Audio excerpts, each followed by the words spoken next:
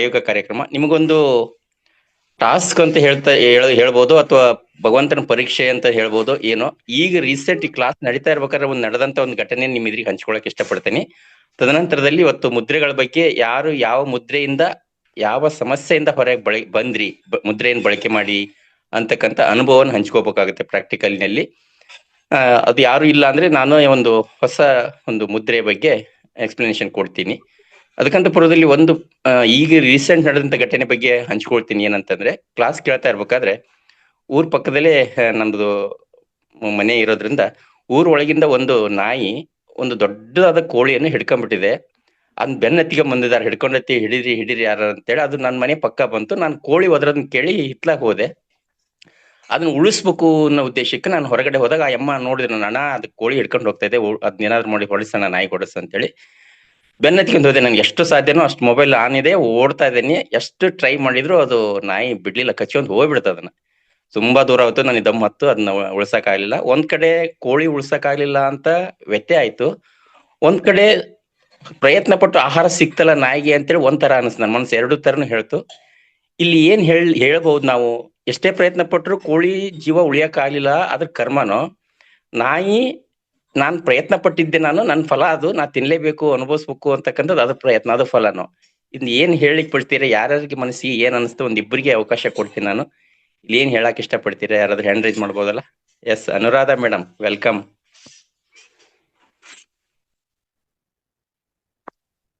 ನಮಸ್ತೆ. ನಮಸ್ತೆ ಮೇಡಮ್. ಅದು ಹಿಂದಿನ ಜನ್ಮದಲ್ಲಿ ಕೋಳಿ ನಾಯಿ ಆಗಿತ್ತೇನೋ, ಅದು ಹಿಡ್ದಿತ್ತೇನೋ, ಅದಕ್ಕೆ ಇದು ಈ ಸಲ ಈ ತರ ಮಾಡಿರ್ಬೋದು ಅಂತ ಕರ್ಮ, ಅದ್ರ ಕರ್ಮ. Yes yes yes thank you madam. Yashoda madam, ತಾವೇನ್ ಹೇಳ್ತೀರಾ? ಸರ್, ಏನಾಗಿದೆ ಅಂದ್ರೆ ಇಲ್ಲಿ ಒಂದು ಸರಪಣಿ ಅಂತ ಬಂದಿದೆ. ಅಂದ್ರೆ ಒಂದೊಂದು ತಿಂದು ಇನ್ನೊಂದು ಬದುಕ್ಬೇಕು ಅನ್ನೋದು, ಅದು ದೈವ ಸೃಷ್ಟಿನೇ ಆಗಿದೆ. ಈಗ ಹಾವು ಕಪ್ಪೆ ತಿಂದೆ ಅದನ್ನ ಜೀವನ ಮಾಡ್ಬೇಕಾಗತ್ತೆ. ಈ ಒಂದು ಸರಪಳಿ ಇದೆಯಲ್ಲ ಸರ್, ಅದನ್ನಂತೂ ಯಾರು ತಪ್ಸಕ್ಕಾಗೋದಿಲ್ಲ.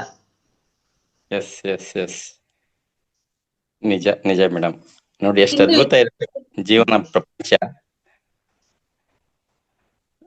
ನಾವೇನೇ ಪ್ರಯತ್ನ ಪಟ್ರು ಕೂಡ ಅದು ನಮ್ಗೆ ಬಾರದು, ಬಪ್ಪದು ತಪ್ಪದು ಅಂತ ಹೇಳ್ತಾರೆ. ಹಂಗೆ ನಮ್ ಜೀವನದಲ್ಲಿ ನಡಿಬೇಕಂದ್ರೆ ನಡೆಯುತ್ತೆ. ಅದು ಪೂರ್ವ ಜನ್ಮದ ಕರ್ಮನೋ ಅಥವಾ ಇದೇ ಜನ್ಮದಲ್ಲಿ ಅದು ಆಲ್ರೆಡಿ ಬರ್ದ್ ಬಿಟ್ಟಿರ್ತಾರ ಅಂತ ಹೇಳ್ತಾರಲ್ಲ, ಹಂಗೆ ಬರ್ತದ್ದು ಗೊತ್ತಿಲ್ಲ. ಯಾಕಂದ್ರೆ ನಮ್ಗೆ ಸ್ಕೂಲಲ್ಲಿ ಓದ್ಬೇಕಾದ್ರೆ ಪುಸ್ತಕಗಳನ್ನ ಇಷ್ಟಿಷ್ಟನೇ ತರಗತಿ ಇಂತಿಂತ ಪುಸ್ತಕ ಇಂತ ಅಧ್ಯಾಯ ಅಂತ ಇಟ್ಟಿದ್ದಾರೆ. ಅದೇ ಇರುತ್ತೆ ಹೊರತು ಅದು ಬದಲಾವಣೆ ಆಗಲ್ಲ. ಎಷ್ಟೋ ವರ್ಷದಿಂದ ಅದೇ ಇರುತ್ತೆ. ಹಂಗೆ ಆ ತರಗತಿ ಓದ್ಬೇಕಾದ್ರೆ ಅದನ್ನೇ ಓದ್ಬೇಕಾಗತ್ತೆ, ಬೇರೆದು ಓದಕ್ ಆಗಲ್ಲ. ಈ ತರ ಇರ್ತಕ್ಕಂಥ ಒಂದು ವ್ಯವಸ್ಥೆ.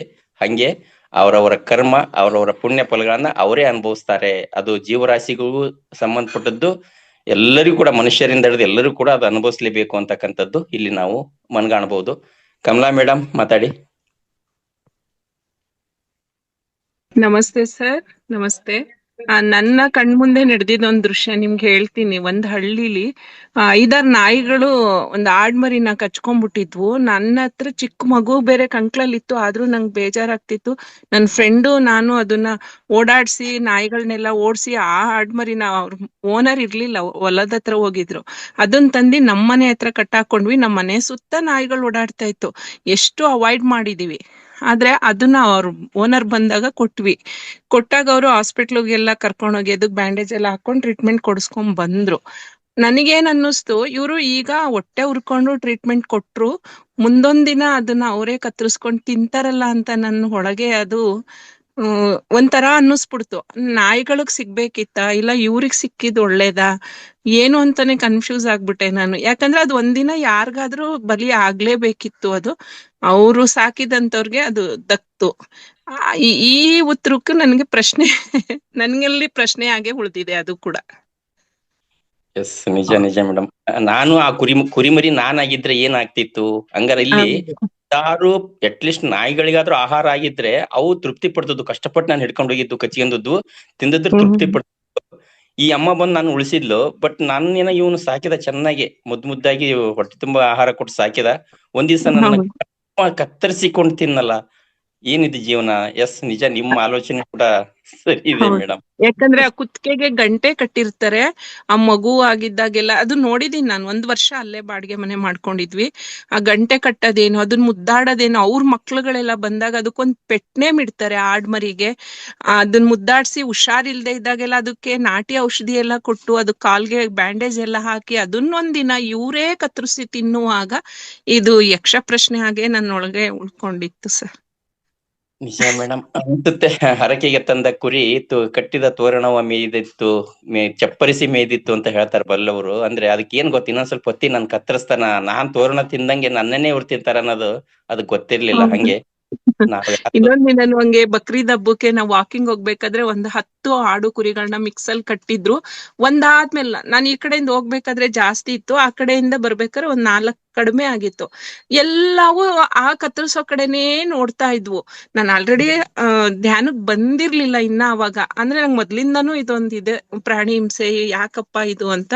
ಆದ್ರೆ ಕುರಿಗಳ ಕಣ್ಣಲ್ಲಿ ಒಳಪಿರ್ಲಿಲ್ಲ, ಆಡ್ಮರಿ ಕಣ್ಣಲ್ಲಿ ಒಳಪಿರ್ಲಿಲ್ಲ. ಅದು ನಾನು ಗಮನಿಸ್ದೆ. ಅವ್ರಿಗೆ ಗೊತ್ತು ಮುಂದೆ ನನ್ನನ್ ಕರ್ಕೊಂಡ್ ಹೋಗ್ತಾರೆ ಅನ್ನೋದು ಅವ್ರು ಮೈಂಡ್ ಅಲ್ಲಿ ಬರುತ್ತೆ ಅನ್ಕೋತೀನಿ ಆ ಪ್ರಾಣಿಗಳಿಗುವೆ. ಯಾಕಂದ್ರೆ ಕಣ್ಮುಂದೆನೆ ಒದೆ ನಡೀತಾ ಇದೆ. ಎಲ್ಲವೂ ಜೋತ್ ಮುಖ ಹಾಕೊಂಡು ನಿಂತಿದ್ವು.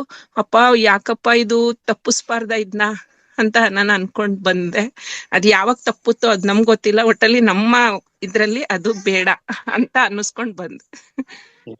ಎಸ್, ನಿಜ. ಬಲ್ಲವ್ರು ಅದಕ್ಕೆ ಮಾಡಿದಾರೆ, ಉಂಡವ್ರಿಗೆ ಏನ್ ಗೊತ್ತು ಹಸ್ತವ್ರ ಸಂಕಟ ಅಂತ ಹೇಳ್ಬಿಟ್ಟು. ನೋಡಿ ಉಂಡೋರ್ ಮುಖ ನೋಡಿ ಹೆಂಗಿರುತ್ತೆ, ಎಷ್ಟು ಲವಲವಿಕೆ ಇರುತ್ತೆ. ಅಡಿಕೆಯಲ್ಲಿ ಲೀಟರ್ ಅಂತ ಹುಡುಕ್ತಿರ್ತಾವ ಕಣ್ಗಳು, ಎಲ್ಲಿ ಸಿಗ್ತತೆ ಅಡಿಕೆಯಲ್ಲಿ ಬಳೆಹಣ್ಣಿ ಲೀಟರ್, ಐಸ್ ಕ್ರೀಮ್ ಲೀಟರ್ ಅಂತಾರ ಎಲ್ಲೇಟ್ರ ಇದಕ್ಕ ಮದುವೆ ಕಾರ್ಯಕ್ರಮಕ್ಕೆ ಹೋದಾಗ ಊಟ ಮಾಡಿದಾಗ. ಅದೇ ಹಸ್ತವ್ರು ಅವಾಗ ಇವ್ರು ಎದ್ದು ಹೋಕಾರಪ್ಪ, ನಾವ್ ಯಾವಾಗ ಕುಂತೇವ್ ಅಂತೇಳಿ ಅವ್ರ ಉಣ್ಣೋರ್ ಹಿಂದೆ ಇನ್ನೂ ಅರ್ಧ ಊಟ ಆಗಿರ್ತಿ ನಿಂತ್ಕೊಂಡಿರ್ತಾರೆ. ಅವ್ರು ನೀಡ್ತಾ ಇದ್ರೆ ಒಳಗನೇ ನೀರು ಊಟ ಇರುತ್ತೆ. ಆ ಬಂದಂತ ನೀರನ್ನೇ ಗುಟುಕ್ಸಿ ತೃಪ್ತಿ ಪಡ್ತಕ್ಕಂತ ಸನ್ನಿವೇಶ. ಅಂದ್ರೆ ಉಂಡವ್ರಿಗೆ ಏನ್ ಗೊತ್ತೋ ಹಸ್ತವ್ರ ಸಂಕಟ ಅನ್ನೋದಕ್ಕೆ ಹಂಗೆ ಆ ಬಲಿ ಹೋಗ್ತಕ್ಕಂತ ಪ್ರಾಣಿಗಳನ್ನ ನೋಡಿದಾಗ ಅಂತರ ಆಳಕ್ಕೆ ಹೋಗಿ ಆಲೋಚನೆ ಮಾಡಿದಾಗ ನಿಮ್ಗೆ ಹೆಂಗೆ ಕಣ್ಣಂಚಿನಲ್ಲಿ ನಮಗೆ ಅರಿವಿಲ್ಲದೆ ಒಂದು ಹನಿ ಬಂದಿತ್ತು ನೀರು ಹಂಗೆ ಬಂದ್ಬಿಡುತ್ತೆ. ಸಹಜ ಮೇಡಮ್, ಅದು ನಿಜ. ಆ ಒಂದು ಮನಸ್ಥಿತಿ ಎಲ್ಲರಲ್ಲೂ ಇದ್ದೇ ಇರುತ್ತೆ. ಕೆಲವ್ರು ಅದನ್ನ ಆಳಕ್ ತಗೊಂಡಿರಲ್ಲ. ಹೌದು ಸರ್, ಹೌದು. Thank you sir, thank you. ಇಲ್ಲಿ ಬಂದ್ಮೇಲೆ ಎಲ್ಲ ಅರ್ಥ ಆಗ್ತಾ ಇದೆ ಈಗೀಗ. Thank you sir. Thank you Sandesh. Sir, ಒಂದು ರಿಕ್ವೆಸ್ಟ್ ಪ್ಲೀಸ್. ನಮ್ಗೆ ಕೆಲಸಗಾರರು ಬಂದ್ರು, ಹಂಗಾಗಿ ನಾನು ಲೆಫ್ಟ್ ಆಗ್ತಾ ಇದೀನಿ. ಪ್ಲೀಸ್ ದಯವಿಟ್ಟು ಕಂಟಿನ್ಯೂ ಮಾಡಿ ವೆಂಕಟರಮಣ ಸರ್, ಕ್ಷಮೆ ಇರಲಿ. ನಾನೇನೋ ಕೇಳ್ಬೇಕು ಅಂತ ಬಂದೆ, ನೀವು ಲೆಫ್ಟ್ ಆಗ್ತಾ ಇದ್ರೆ ಹಂಗೆ ನಿಮ್ಮನ್ನ ಕೇಳ್ಬೇಕು ಅಂತ ನಾನ್ ಬಂದೆ. ಕೆಲಸಗಾರ ಬಂದ್ರೆ ಸರಿ, ಬೇಗ ನಂಗೆ ಉಳ್ಕೊಳ್ಳುತ್ತೆ. ಎಸ್ ಎಸ್, ಆಯ್ತು, ಓಟ್ ಬನ್ನಿ. ಆಯ್ತು, ಓಟ್ ಬನ್ನಿ. ನಿಮ್ಗೆ ಅರ್ಜೆಂಟ್ ಇದ್ರೆ ಓಟ್ ಬನ್ನಿ. ಇನ್ನೊಂದ್ಸರಿ ಅದೇನೇ ಪ್ರಶ್ನೆ ನಿಮ್ಮನ್ನ ಕೇಳ್ತೀನಿ, ಅವಾಗ ನಿಮ್ಮಿಂದ ಆನ್ಸರ್ ಬರ್ಲಿ ಅಂತ ಇಷ್ಟಪಡ್ತೀನಿ. Thank you. ಈಗ ನಿಮ್ಮ ಎಲ್ಲಾ ಮಿತ್ರರಿಗೆ ಒಂದ್ ಮಾತು. ಇವತ್ತು ನಮ್ಮ ಮುದ್ರೆಯ ಕಾರ್ಯಕ್ರಮ ಯಾರು ಏನ್ ತಿಳ್ಕೊಂಡಿದ್ದೀರಾ ಅನ್ನೋದನ್ನ ಹಂಚ್ಕೊಳ್ಳಿ ಅಂತ ಹೇಳಿದ್ದಾರೆ. ದಯವಿಟ್ಟು ಯಾರು ಮುದ್ರೆಗಳನ್ನ ಅದನ್ನ ಮಾಡಿ ಅದರಿಂದ ಯಾರಾದ್ರೂ ಬೆನಿಫಿಟ್ ಪಡೆದಿದ್ರೆ ಅವ್ರ ಹ್ಯಾಂಡ್ ರೈಸ್ ಮಾಡಿ ಆ ಮುದ್ರೆನ ದಯವಿಟ್ಟು ಇಲ್ಲಿ ತೋರಿಸಿ, ಅದರಿಂದ ಏನ್ ನೀವು ಬೆನಿಫಿಟ್ ಪಡ್ಕೊಂಡಿದ್ದೀರಾ. ಯಾಕಂದ್ರೆ ಗುರುಜಿಯವರು ಇಷ್ಟು ದಿನಗಳ ಕಾಲ ಪ್ರತಿಯೊಂದು ಮುದ್ರೆನೂ ಎಲ್ಲಾರ್ಗು ಹೇಳ್ಕೊಡ್ತಾ ಬರ್ತಾ ಇದ್ದಾರೆ. ಆ ಮುದ್ರೆಗಳಿಂದ ಆಗುವಂತ ಒಂದು ಬೆನಿಫಿಟ್ನು ಕೂಡ ಹೇಳ್ತಾ ಇದ್ದಾರೆ. ಅಂತ ಒಂದು ಮುದ್ರೆಗಳನ್ನ ಯಾರು ಮಾಡಿ ಅದರಿಂದ ಬೆನಿಫಿಟ್ ಪಟ್ಟಿದ್ದಾರೆ ಯಾರಾದ್ರೂ ಒಬ್ರು ಹ್ಯಾಂಡ್ ರೈಸ್ ಮಾಡಿ. ಬರೀ ಯಶೋದಾ ಮೇಡಮ್ ಅವ್ರ ಒಬ್ರು ಮಾತ್ರ ತೋರಿಸ್ತಾ ಇದ್ದಾರೆ, ಇನ್ಯಾರು ಮುದ್ರೆಗಳನ್ನ ಮಾಡೇ ಇಲ್ವಾ? ಪ್ರತಿದಿನ ನಾವು ಹೇಳ್ಕೊಡ್ತಾನೆ ಇರ್ತೀರಿ ಮುದ್ರೆಗಳ ಬಗ್ಗೆ, ಆದ್ರೆ ಯಾರಾದ್ರೂ ಅದನ್ನ ಮಾಡಿರೋರು ದಯವಿಟ್ಟು ನಿಮ್ಮ ಯಾವ ಮುದ್ರೆಯಿಂದ ನೀವು ಏನ್ ಬೆನಿಫಿಟ್ ತಗೊಂಡಿದ್ದೀರಾ, ಯಾವ ಮುದ್ರೆ ನೀವು ಮಾಡ್ತಾ ಇದ್ದೀರಾ ಅನ್ನೋದನ್ನ ಸ್ವಲ್ಪ ತೋರಿಸ್ತೀರಾ? ಯಾವ ಮುದ್ರೆ ಮಾಡಿದ್ದೀರಾ? ಯಶೋದಾ ಮೇಡಮ್ ನೀವೇ ಹೇಳಿ. ಯಾಕೆಂದ್ರೆ ಬೇರೆಯವರು ಅವರು ಹೇಳಿದ್ರೆ ಇನ್ನೊಬ್ರು ಕಲ್ತ್ಕೊಂಡ್ಬಿಡ್ತಾರೆ ಅನ್ನೋ ಮನಸ್ಥಿತಿಯಲ್ಲಿ ಯಾರು ಹ್ಯಾಂಡ್ ರೈಸ್ ಮಾಡ್ತಾ ಇಲ್ಲ. ಇದು ಶಿವಲಿಂಗ ಮುದ್ರೆ ಅಂತ ಹೇಳ್ಬಿಟ್ಟು ಎಲ್ಲಾ ಬೆರಳನ್ನ ಹಾಕೊಳ್ಳೋದು ಈ ತರ ಶಿವಲಿಂಗ ಮುದ್ರೆ. Okay madam. ಇದನ್ ಮಾಡಿದಾಗ ಜ್ವರ, ಕಫ, ಶೀತ ಇದನ್ ಮಾಡಿದಾಗ ಫುಲ್ ನಾವು 15 ನಿಮಿಷ ಮಾಡಿದಾಗ ಫುಲ್ ಅಲ್ಲೇ ರಿಸಲ್ಟ್ ಗೊತ್ತಾಗುತ್ತೆ ಸರ್ ನಮಗೆ. ಈ ಮುದ್ರೆಯಿಂದ ನಾನು ತುಂಬಾ ಅನುಭವನೂ ಆಗಿದೆ. ಮಾತ್ರೆ ಇಲ್ದೇನೆ ಶೀತ, ಕಫ, ಕೆಮ್ಮು, ಜ್ವರನು ಕೂಡ ಹೋಗಿದೆ. ಇದು ಬೇರೆಯವ್ರಿಗೂ ಕೂಡ ಅನುಕೂಲ ಆಗಿದೆ ಸರ್. ಶಿವಲಿಂಗ ಮುದ್ರೆ. ಓಕೆ, ಅದ್ಭುತವಾದಂತ ಮುದ್ರೆ, ಲಿಂಗ ಮುದ್ರೆ, ಶಿವಲಿಂಗ ಲಿಂಗ ಮುದ್ರೆ ಅಂತಾನೆ ನಾವು ಕರಿತಿರೋದನ್ನ ಈ ಒಂದು ಸಮಯದಲ್ಲಿ, ಈ ಚಳಿಗಾಲದಲ್ಲಿ ಇದು ನಾವು ಇಟ್ಕೊಂಡು ಮಾಡೋದ್ರಿಂದ ಹೆಚ್ಚು ಉಪಯುಕ್ತ ಅಂತ ಅಲ್ಲಿಗೆ ಹೇಳ್ಕೊಟ್ಟಿದ್ದೀರಾ, ನೀವೊಬ್ಬರು ಮಾಡಿದ್ದೀರಾ. ಆದ್ರೆ ಒಂದೇ ಒಂದು ವಿಷಯ ಕೇಳ್ತೀನಿ, ಈ ಶಿವಲಿಂಗ ಮುದ್ರೆ ನಾವು ಮಾಡ್ಬೇಕಾದ್ರೆ ಈ ತರ ಮಾಡ್ಕೊಂಡು ಇಟ್ಕೊಂಡಿರ್ತೀವಿ, ಎಲ್ಲಿ ಇಟ್ಕೋಬೇಕು ಇದನ್ನ? ತೊಡೆ ಮೇಲೆ ಇಡ್ಕೋಬೇಕು.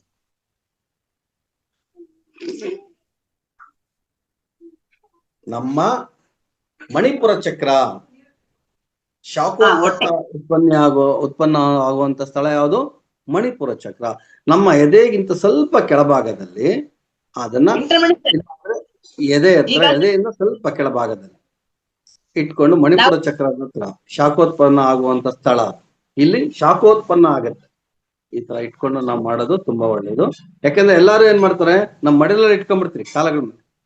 ಅದು ಸರ್ ಇಲ್ಲಿ ಕೂತು ಮಾಡಿದಾಗ ಕರೆಕ್ಟ್ ಅದೇ ಜಾಗಕ್ಕೆ ಬರುತ್ತೆ ಸರ್, ಮಣಿಪುರ ಜಾಗಕ್ಕೆ ಬರುತ್ತೆ. ಎಸ್, ಅಲ್ಲಿಗೆ ಬರಬೇಕು. ಮಾಡಿದಾಗ ಕರೆಕ್ಟ್ ಮಣಿಪುರ ಚಕ್ರಕ್ಕೆ ಬರುತ್ತೆ ಸರ್. ಈ ತರ ನೋಡಿ, ಕೂತಾಗಿ ಈಗ ಬರುತ್ತೆ. ಹೌದು, ಅಲ್ಲಿ ಇಟ್ಕೊಂಡು ಮಾಡಿ ದಯವಿಟ್ಟು, ಒಳ್ಳೇದು. ಧನ್ಯವಾದಗಳು ಮೇಡಮ್. ಒಬ್ಬರಾದ್ರೂ ಅದನ್ನ ಮಾಡಿದೀರಾ ಅಂತ ಹೇಳ್ತಾ ಇದ್ರಲ್ಲ, ನಿಜವಾಗ್ಲೂ ಗುರೂಜಿ ಎಷ್ಟು ಕಷ್ಟಪಟ್ಟು ಹೇಳ್ತಾರೆ, ಎಷ್ಟು ಇಷ್ಟಪಟ್ಟು ಹೇಳ್ತಾರೆ, ಎಲ್ಲರೂ ಕೇಳಿಸ್ಕೊಂತಾ ಇದ್ದೀರಾ. ಆದ್ರೆ ಆ ಮುದ್ರೆಯಿಂದ ಯಾರಾದ್ರೂ ಬೆನಿಫಿಟ್ ಪಡೆದಿದೀವಿ, ನಾವು ಮಾಡ್ತಾ ಇದ್ದೀವಿ ಅಂತ ಒಬ್ರು ಹ್ಯಾಂಡ್ ರೈಸ್ ಮಾಡಲ್ಲ, ಪ್ರಯೋಜನ ಏನು? ಬಂದಿದೆ ಸರ್, ಹ್ಯಾಂಡ್ ರೈಸ್ ಬಂದಿದೆ, ತೋರಿಸ್ತಿದ್ದಾರೆ ಈಗ. ಕೊಡಿ ಮೇಡಮ್, ಅವ್ರಿಗೆ ಒಂದು ಆಪ್ಷನ್ ಕೊಡಿ, ಇನ್ನೊಬ್ರಿಗೆ ಕೊಡಿ.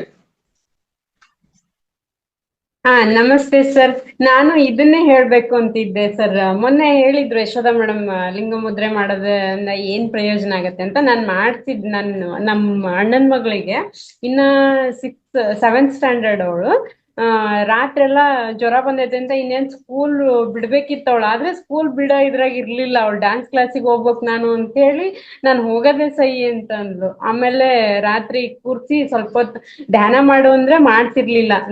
ಡೈಲಿ ಹೇಳ್ತಿದ್ದೆ ನನ್ ಜೊತೆ ಕುತ್ಕೊಂಡ್ ಧ್ಯಾನ ಮಾಡು ಅಂತ ಹೇಳಿ. ಸರಿ ಧ್ಯಾನ ಮಾಡ್ಲಿದ್ರೆ ಪರವಾಗಿಲ್ಲ, ಇಲ್ಲೊಂದ್ ಮುದ್ರೆ ಹೇಳ್ಕೊಡ್ತೇನೆ ಬಾ, ಅದು ಚೆನ್ನಾಗ್ ವರ್ಕ್ ಆಕತ್ತೆ ಅಂತ ಕುಂದರ್ಸ್ಕೊಂಡೆ ಸರ್. ರಾತ್ರಿ ಒಂದ್ 10 ನಿಮಿಷ ಮಾಡ್ಸಿದ್ರೆ ಎಷ್ಟು ಸೀರಿಯಸ್ ಆಗಿ ಕುತ್ಕೊಂಡಿದ್ಲು ಅಂದ್ರೆ, ಚೆನ್ನಾಗ್ ಕುತ್ಕೊಂಡ್ ಮಾಡಿಲ್ಲ. ಆಮೇಲೆ ಅವಳೇ ಎಕ್ಸ್ಪೀರಿಯನ್ಸ್ ಹೇಳಿದ್ಲು, ನನಗೇನೋ ಒಂಥರ ಆಯ್ತು, ಚೆನ್ನಾಗಿ ನನಗ್ ರಿಲೀಫ್ ಅನಿಸ್ತು ಅಂತ ಹೇಳಿ ಸರ್ ಅದನ್ನ ಲಿಂಗ ಮುದ್ರೆ ಮಾಡಿದ್ದು. ಮತ್ತೆ ಇವತ್ ಜ್ವರ ಬಂದಿತ್ತೆ. ಅದನ್ನೇ ಬೆಳಗ್ಗೆ ಹೇಳ್ತಿದ್ದೆ, ಒಂದ್ ದಿವಸ ಯಾವತ್ತೋ ಜಾಸ್ತಿ ಆಯ್ತು ಅಂದ ತಕ್ಷಣ ಮಾಡ್ದೆ, ಡೈಲಿ ಮಾಡು ಅಂದ್ರೆ ಮಾಡಲ್ಲ ಅಂತ. ಇವಾಗ ಅರ್ಥ ಆಗೈತೆ ಸರ್ ಅವಳಿಗೆ, ಮಾಡ್ತೀನಿ ಇನ್ಮೇಲೆ ಅಂತಿದ್ದಾಳೆ, ಹೇಳ್ತಿದ್ದಾಳೆ. ಮತ್ ಮೊನ್ನೆ ನಾನ್ ಮುದ್ರೆ ಬಗ್ಗೆನೆ ಒಂದು ಮಧ್ಯಾಹ್ನ ಕ್ಲಾಸ್ ಕೊಟ್ಟಿದ್ದೆ ಸರ್. ನಾನ್ ಡೈಲಿ ಮುದ್ರೆ ಮೊದ್ಲು ಇಟ್ಕೊಂಡು, ಅದೇ ಉಸಿರಾಟ ಸ್ವಲ್ಪ ನಮ್ಮ ಇದಕ್ ತಗೊಂಡು ಧ್ಯಾನ ಕುತ್ಕೋಬೇಕು ಅಂತ ಬೆಳಗ್ಗೆ ಬ್ರಾಹ್ಮಿ ಮುಹೂರ್ತದಲ್ಲಿ ಹೇಳ್ತಾರಲ್ಲ ಸರ್, ಅದು ನಾನ್ ಡೈಲಿ ಮಾಡ್ಕೊಂತೀನಿ. ಆಮೇಲೆ ಅಪಾನ ಮುದ್ರೆ ಒಂದ್ ಮಾಡ್ತೀನಿ ಸರ್ ನಾನು ವಜ್ರಾಸನದಲ್ಲಿ ಕುತ್ಕೊಂಡು.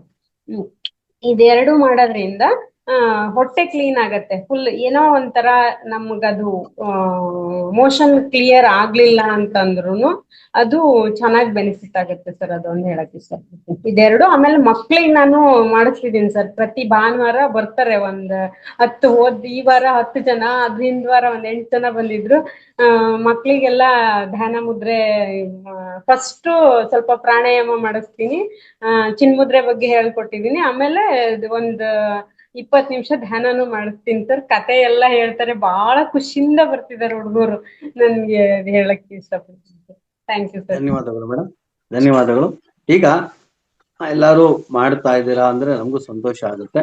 ನಾನು ಇವಾಗ ಇಷ್ಟು ದಿನದಿಂದ ಎಲ್ಲಾ ಮುದ್ರೆಗಳು ತಾವು ಕಲ್ತ್ಕೊಂಡಿದ್ದೀರಾ, ಉಪಯೋಗಿಸ್ಕೊಂಡಿದ್ದೀರಾ, ಒಳ್ಳೇದು. ನಾನೊಂದು ಮುದ್ರೆ ಕೇಳ್ತೀನಿ, ದಯವಿಟ್ಟು. ಗುರುಜಿ ಒಂದ್ಸರಿ ಅಲ್ಲ ಸುಮಾರು ಸರಿ ಹೇಳ್ಕೊಟ್ಟಿದ್ದಾರೆ. ಈಗ ನೀವು ಹೇಳಿದ ಮುದ್ರೆಯಲ್ಲೇ ಬರ್ತೀನಿ. ಅಪಾನ ವಾಯು ಮುದ್ರೆ ದಯವಿಟ್ಟು ತೋರಿಸಿ. ಅಪಾನ ವಾಯು ಅಪಾನ ಮುದ್ರೆ ಮಾಡಿದ್ದು ಸರ್. ಅಪಾನ ವಾಯು ಮುದ್ರೆ ಇದೆರಡು. ಅಪಾನ ವಾಯು ಮುದ್ರೆ. ಹಾ ಸರ್, ಇದು ಅಪಾನ, ನಾನು ಹೇಳೋದು ಅರ್ಥ ಮಾಡ್ಕೊಳ್ಳಿ. ಅಪಾನ ವಾಯು ಮುದ್ರೆ ಅಪಾನ ಮುದ್ರಾ ಅಂದ್ರೆ ಇದು, ಅಪಾನ ವಾಯು ಮುದ್ರಾ ಅಂದ್ರೆ ಇದು ಅಂತ ಇದು ಯಾರಾದ್ರು ಮಧ್ಯ ಬೆರಳು ಕಿರು ಸುಭದ್ರಾ ಬೆರಳು ಮ್ಯಾಮ್ ಓಪನ್ ಇರ್ಬೇಕು. ನೋಡಿ ಶಶಿಕಲಾ ಮ್ಯಾಮ್ ತೋರಿಸ್ತಾ ಇದಾರೆ ನೋಡಿ, ಶಶಿಕಲಾ ಮ್ಯಾಮ್ ತೋರಿಸ್ತಾ ಇದಾರೆ ನೋಡಿ. ನಾನು ಇವರು ನನ್ನ ಕ್ಲಾಸ್ ಅಲ್ಲಿ ಮಧ್ಯ 11:30 ಕ್ಲಾಸ್ ಅಲ್ಲಿ ಕುತ್ಕೊಡೋರು ಕರೆಕ್ಟ್ ಆಗಿ ತೋರಿಸ್ತಾರೆ. ಬೇರೆಯವರು ಅಪಾನ ನೋಡಿ, ನಾ ಅದಕ್ಕೆ ಸ್ಪಷ್ಟವಾಗಿ ನೋಡಿ ಕೆಲವರು ಇನ್ನೊಬ್ರು ತೋರಿಸ್ತಾ ಇದ್ದಾರೆ. ಸಂಧ್ಯಾ ರಾಣಿ ಮೇಡಮ್ ಸೂಪರ್. ಇಲ್ಲಿ ಒಂದ್ ಮಾತು ಹೇಳ್ತೀನಿ ಸಿಂಪಲ್ ಆಗಿ, ಇನ್ನೊಂದ್ಸರಿ ಎಲ್ಲರಿಗೂ ತೋರಿಸ್ತಾ ಇದ್ದಾರೆ, ಗೊತ್ತಿದ್ದಾರೋ ಒಂದ್ಸರಿ ನೋಡ್ಕೊಳ್ಳಿ. ಅಪಾನ ವಾಯು, ವಾಯು ಅಂದ ತಕ್ಷಣ ನಮ್ಗೆ ಈ ಬೆರಳು ನೆನಪು, ವಾಯು ಅಂದ ತಕ್ಷಣ ಈ ಬೆರಳು ನೆನಪಾಗಬೇಕು. ಇದನ್ನ ನಾವು ಅಗ್ನಿ ತತ್ವದ ಹೆಬ್ಬೆರಳಾಗಿರೋದ್ರಿಂದ ಅದರ ಮೇಲಿಟ್ಟು ಅದನ್ನ ಪ್ರೆಸ್ ಮಾಡ್ತಾ ಆ ನಂತರ ನಮ್ಮ ಆಕಾಶಕ್ಕೆ ಸಂಬಂಧಪಟ್ಟಂತ ತೋರ್ ಬೆರಳನ್ನು ಇಟ್ಕೊಂಡು ಜೋಡಿಸ್ಕೊಂಡು ಈ ರೀತಿ ಇಡು. ಇದು ಅಪಾನ ವಾಯು ಮುದ್ರೆ. ಯಾಕೆ ಹೇಳ್ತೀನಿ ಅಂದ್ರೆ ಸಿಂಪಲ್ ಮೆಥಡ್ ಇದು, ಭಾರಿ ಸಿಂಪಲ್. ಸ್ವಲ್ಪ ಹೆಚ್ಚು ಕಮ್ಮಿ ಆದ್ರೂ ಮುದ್ರೆ ಚೇಂಜ್ ಆಗ್ತದೆ ಅಲ್ವಾ. ಈಗ ನೀವು ಅಪಾನ ವಾಯು ಮುದ್ರೆ ಮಾಡ್ತೀನಿ ಅಂದಕ್ಕೋಸ್ಕರ ನಾನು ಈ ಮುದ್ರೆ ಕೇಳಿದೆ ಅಷ್ಟೇ. ಅಪಾನ ಮುದ್ರೆ ಸರ್, ಅಪಾನ ವಾಯು ಮುದ್ರೆ ಇಲ್ಲ ಸರ್, ಅಪಾನ ಅದೇ ಕರೆಕ್ಟ್. ಅದನ್ನ ನೀವು ಮಾಡಿದೀರಾ, ಅಲ್ಲಿಗೆ ಇದೂ ಗೊತ್ತಿರ್ತದೆ ಅನ್ನೋ ಉದ್ದೇಶದಿಂದ ಅದನ್ನ ಕೇಳಿದೆ. ಅಪಾನ ವಾಯು ಮುದ್ರೆ, ಹೌದು ಅಪಾನ ವಾಯು ಇದು ಬುಡಕ್ ಬರ್ಬೇಕು. ಅಗ್ನಿ ತತ್ವವಾದಂತ ಈ ಹೆಬ್ಬೆರಳಿನ ಬುಡಕ್ಕೆ ವಾಯು ತತ್ವವಾದಂತ ತೋರ್ಬೆರಳು ಬಂದು ಅದ್ರ ಮೇಲೆ ಪ್ರೆಸ್ ಮಾಡ್ತಾ ಅದರ ಮುಖಾಂತರ ನಮ್ಮ ಆಕಾಶಕ್ಕೆ ಸಂಬಂಧಪಟ್ಟ ಮಧ್ಯದ ಬೆರಳು, ಪೃಥ್ವಿಗೆ ಸಂಬಂಧಪಟ್ಟ ಉಂಗುರದ ಬೆರಳನ್ನ ಟಚ್ ಮಾಡ್ತಾ ನಿಮ್ಮ ಕಿರುಬೆರಳನ್ನ ನೇರವಾಗಿ ಇಟ್ಕೊಂಡು ಮಾಡಬೇಕು. ಇದು ಹೆಚ್ಚು ಉಪಯುಕ್ತ, ತುಂಬಾ ಮುಖ್ಯ ಇದು. ಇದನ್ನ ತಮಗೆ ತಿಳಿಸ್ಕೊಡ್ತಾ ಇದ್ದೀನಿ. ಇದನ್ನ ನಮ್ಮ ಸುಭದ್ರಾ ಮೇಡಮ್ ಆಗ್ಬೋದು, ಶಶಿಕಲಾ ಮೇಡಮ್, ಈಗ ಅನುರಾಧ ಮೇಡಮ್ ಅವರು, ಮತ್ತೆ ನಾಗರತ್ನ, ಇವರೆಲ್ಲ ಯಾಕೆ ಹೇಳ್ತೀನಿ ಅಂದ್ರೆ ನಾನು ಇದನ್ನ ಪದೇ ಅವ್ರನ್ನ ಕೇಳ್ತಾನೆ ಇರ್ತೀನಿ ಈ ಮುದ್ರೆಗಳ ಬಗ್ಗೆ. ಅದರಿಂದ ಅವರು ಮನನ ಮಾಡ್ಕೊಂಡ್ಬಿಟ್ಟಿದ್ದಾರೆ. ಇವಾಗ ಈ ಬ್ಯಾಚ್ ಅಲ್ಲಿ ಕೂಡ ಅದನ್ನ ದಯವಿಟ್ಟು ಮನನ ಮಾಡ್ಕೊಂಡು ಆದಷ್ಟು ಆ ಮುದ್ರೆಗಳನ್ನ 20 ರಿಂದ 25 ನಿಮಿಷ 20 ರಿಂದ 25 ನಿಮಿಷ ಇಟ್ಕೊಂಡು ಮಾಡಿ. ಅದಾದ್ಮೇಲೆ ಪ್ರಾಣ ಮುದ್ರೆ ಮಡಿಬೇಡಿ. ಅದನ್ನು ಅಷ್ಟೇ 10 ನಿಮಿಷ ಅಂದ್ರೆ 15 ನಿಮಿಷ ಒಂದು ಮುದ್ರೆನ ಮಾಡಿದ್ಮೇಲೆ ಅದಕ್ಕೆ ಸಪೋರ್ಟ್ ಆಗಿ ನಾವು ಪ್ರಾಣ ಮುದ್ರೆನ ಮಾಡ್ಬೇಕಾಗತ್ತೆ. ಮಾಡಿದಾಗ ಸಂಪೂರ್ಣವಾದ ಅದರ ಒಂದು ಬೆನಿಫಿಟ್ ನ ನಾವು ಪಡ್ಕೋಬಹುದು. ಆಯ್ತಾ madam? Sir, okay sir, thank you sir. ಈ ತರ ಬರ್ಬೇಕು ಸರ್, ಕ್ವಶನ್ ಕೇಳ್ಬೇಕು. ಅವಾಗ್ಲೇ ನಾವು ಕ್ವಶನ್ ಕೇಳಿದಾಗ ಕ್ವಶನ್ ನೀವು ವಾಪಸ್ ಕೇಳಿದಾಗ ಇದು ಕರೆಕ್ಟ್ ವೇ ಸರ್. ನಿಜ ಇದೇ ಬೇಕಾಗಿರೋದು ಸರ್. Thank you sir. ಇದೇ ಬೇಕಾಗಿರೋದು. ಶಶಿಕಲಾ ಮ್ಯಾಮ್ ತಕ್ಷಣ ಬರ್ತೀರಾ. ನಮ್ ಸುಭದ್ರಾ ಮೇಡಮ್ ಓಕೆ, ಈಗ ನಾಗರತ್ನಮ್ಮ ಮೇಡಮ್ ಓಕೆ. ಈಗ ಮಾಲೂರ್ ಅವ್ರ ಮಂಜುನಾಥ್ ಅವರು ಹ್ಯಾಂಡ್ ರೈಸ್ ಮಾಡ್ತಾ ಇದಾರೆ. ಸರ್ ಅನ್ಮ್ಯೂಟ್ ಮಾಡ್ಕೊಂಡು ಹೇಳಿ ಸರ್, ನೋಡೋಣ.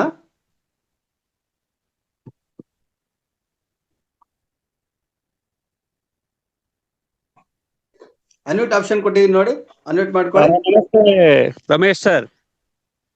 ನಮಸ್ತೆ ಸರ್. ರಮೇಶ್ ಅವ್ರ ಇಲ್ಲ ಇಲ್ಲಿ, ನಿಮ್ಗೆ ವೆಂಕಟರಮಣ ಸರ್.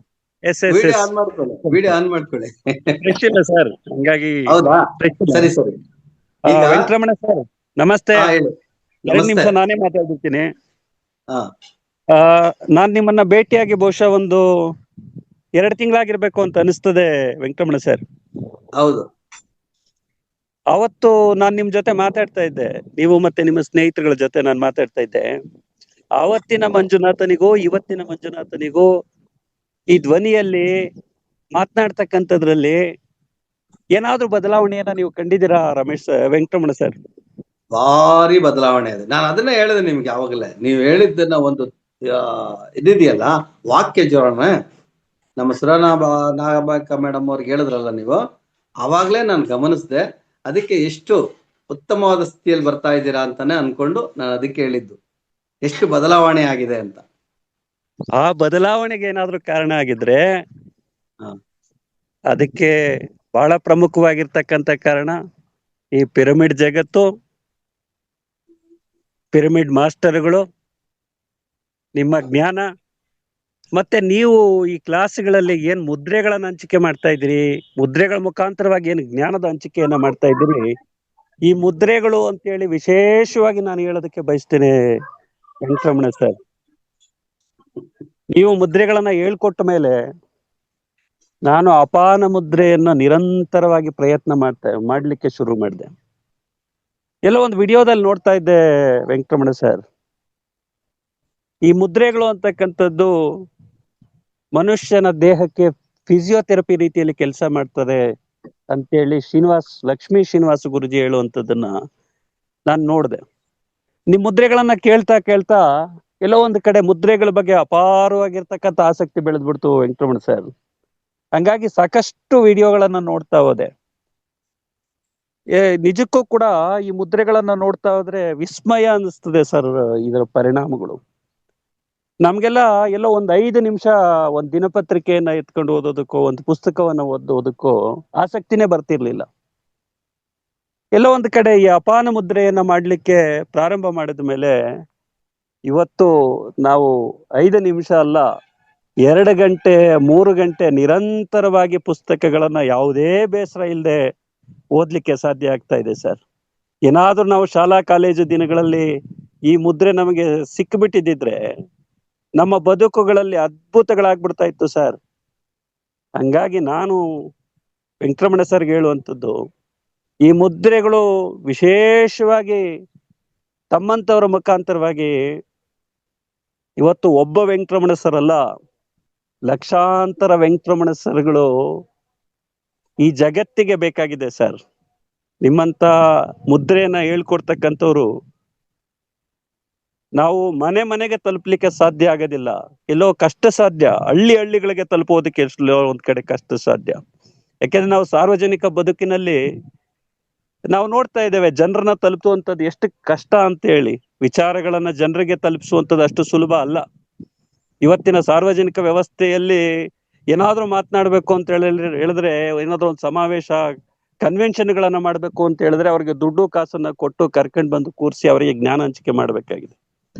ಇಂಥ ಸಂಕಷ್ಟದ ಸಂದರ್ಭದಲ್ಲಿ ಈ ಮುದ್ರೆಗಳನ್ನ ಶಾಲಾ ಕಾಲೇಜುಗಳಿಗೆ ತಲುಪಿಸೋದು, ಇವತ್ತು ಬೇರೆ ಬೇರೆ ಇಲಾಖೆಗಳೇನಿದ್ದಾವೆ, ಈ ಒತ್ತಡಕ್ಕೊಳಗಾಗಿರ್ತಕ್ಕಂಥ ಇಲಾಖೆಗಳು, ಅದು ಪೊಲೀಸ್ ಇರ್ಲಿ, ವಕೀಲರಿರ್ಲಿ, ಅಥವಾ ನಿಮ್ದೇ ಇಲಾಖೆ ಕಂದಾಯ ಇಲಾಖೆ ಇರ್ಲಿ, ಏನೇನು ಇಲಾಖೆಗಳಿದಾವೆ ಸರ್ಕಾರಿ ಇಲಾಖೆಗಳು, ಶಿಕ್ಷಕರು ವಿಶೇಷವಾಗಿ ಈ ದೇಶವನ್ನ ಕಟ್ಟುವಂತ ಶಿಕ್ಷಕರುಗಳು, ಅಂಥವ್ರಿಗೆ ಏನಾದ್ರೂ ಮುದ್ರೆಗಳನ್ನ ತಲುಪಿಸ್ಬಿಟ್ರೆ ವಿದ್ಯಾರ್ಥಿಗಳೇನಾದ್ರೂ ಶಾಲಾ ಕಾಲೇಜುಗಳಲ್ಲಿ ಕನಿಷ್ಠ ನೀವೇ ಹೇಳ್ತಾ ಇರ್ತೀರಿ ಅವ್ರಿಗೆ ಎಷ್ಟು ವಯಸ್ಸಾಗಿದೆ ಅಷ್ಟೊತ್ತ ಜ್ಞಾನ ಮಾಡಿದ್ರೆ ಸಾಕು ಅಂತೇಳಿ.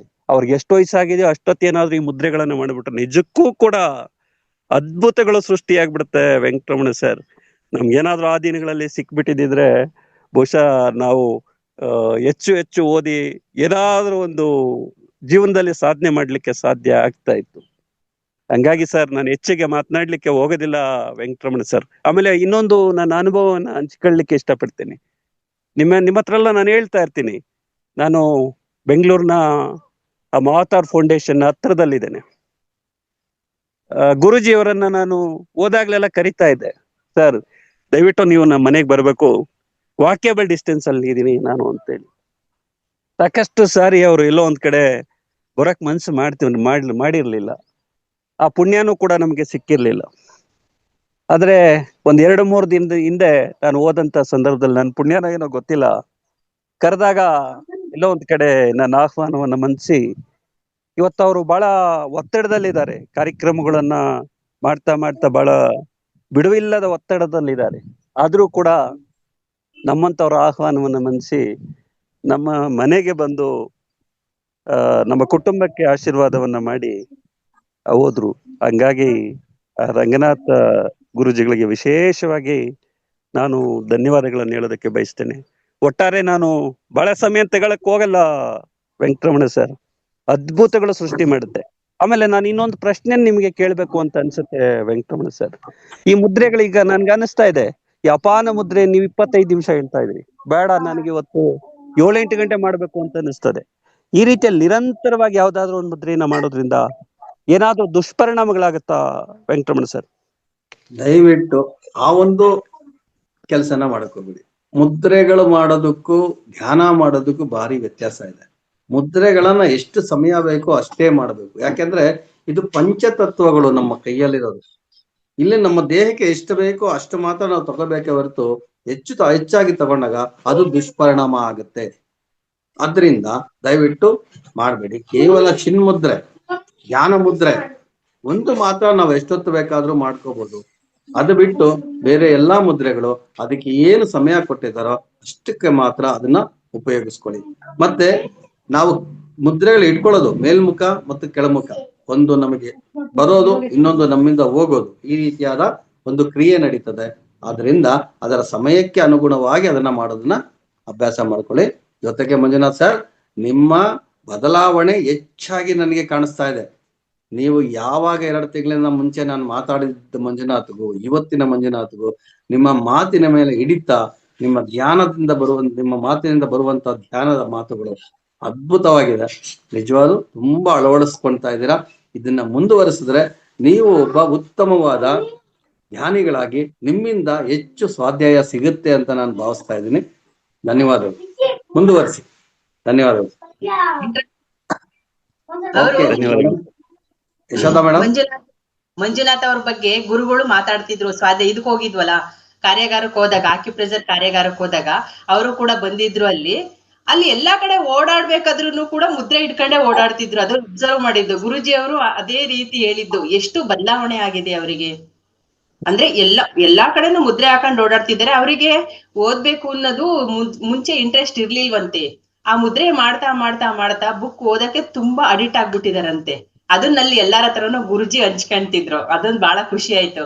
Manjunath sir, thank you sir ನಿಮಗೆ. ಇಲ್ಲಿ ನಮ್ಮ 11ನೇ ಕ್ಲಾಸ್ ಅಲ್ಲಿ ನಮ್ಮ ವೆಂಕಟರಮಣ ಸರ್ ಅವರು ಮುದ್ರೆ ಧ್ಯಾನ ತುಂಬಾ ಚೆನ್ನಾಗಿ ಮಾಡಿಸ್ತಾರೆ. ಅದು ಎಲ್ಲಾರ್ಗೂ ಅನುಭವ. ಅಂದ್ರೆ ಕೇಳಿದ ತಕ್ಷಣನೇ ಹೇಳ್ತಾರೆ ಅಂತಂದ್ರೆ ಅದಕ್ಕೆ ಈ ವೆಂಕಟರಮಣ ಸರೇ ಕಾರಣ. ಥ್ಯಾಂಕ್ ಯು ಸರ್ ನಿಮಗೆ. ಧನ್ಯವಾದಗಳು ಮೇಡಮ್. ಸರಿ, ಸಮಯ ಆಗಿದ್ರೆ ಇವತ್ತಿನ ಕಾರ್ಯಕ್ರಮನ ನಾವು ಹೇಳ್ಕೊಡ್ತಿರ್ತಾರೆ.